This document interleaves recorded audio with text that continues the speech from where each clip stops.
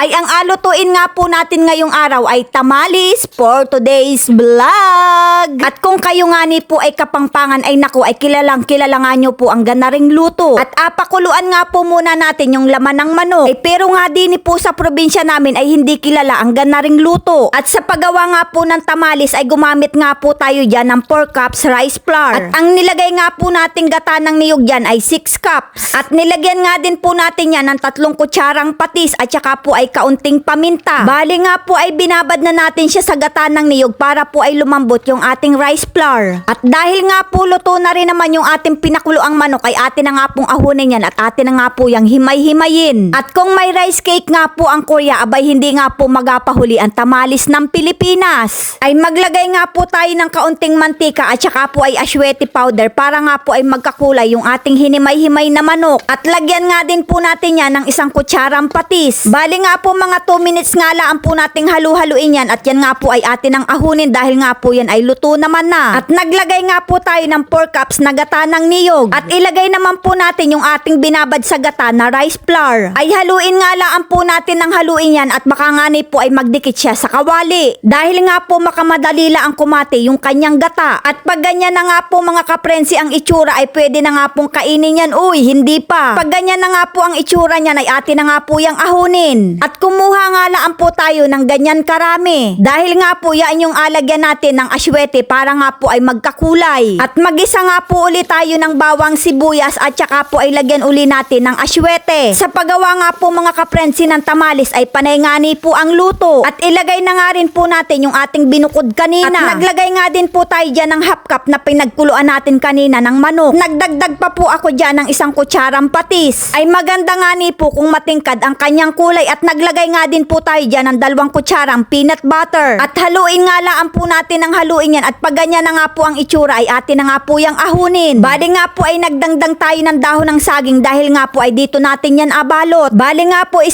sandok yung ating nilagay na puti na rice flour. At 1 kutsara naman po yung may kulay nating rice flour. Pwede rin naman po siya na 1 side lang ang pagkakalagay pero ang ginawa po natin ay para nga po natin siyang tinaklob. At nilagay na nga rin po natin yung ating hinimay-himay na manok at saka po ay 2 pirasong hiniwang itlog. At ayan nga po, tupiin na natin yan magkabila tapos ay itali nga po natin yan. Ay bali nga po mga kaprensi, ang ginamit nga po nating pantali dyan ay buli. Pero pwede rin naman po kayong gumamit ng makapal na sinulid o kaya ay straw. Ay sabi nga ni po ay kung saan ka masaya ay disuportahan ta ka. Ay nako mga kaprensi, ay awang kulaan kung makawala pa yung laman na rin sa ginawa nating pagtatali. Ay ha.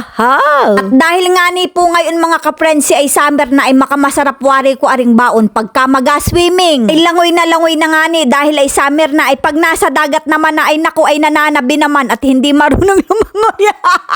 Parang ako laan po talaga pag nadayo ng pag-swimming at nako ay nasa tabilaang ay hindi nga ni marunong mag-swimming. At ayan nga po mga kaprensi at i-steam nga po natin yan ng mga 30 minutes. At ayan na nga po paglipas ng 30 minutes ay ayan luto na ang ating tamales. Ay 30 minutes nga po natin aring niluto dahil nga po yung pagkakagawa natin ay medyo malalaki. At ganyan nga po ang itsura ng ating tamales pagka po siya ay naluto na. At napakaganda nga po ng ating pagkakaluto. Kaya naman mga kaprensi, ano pang inaintay natin dyan? Sakmala na!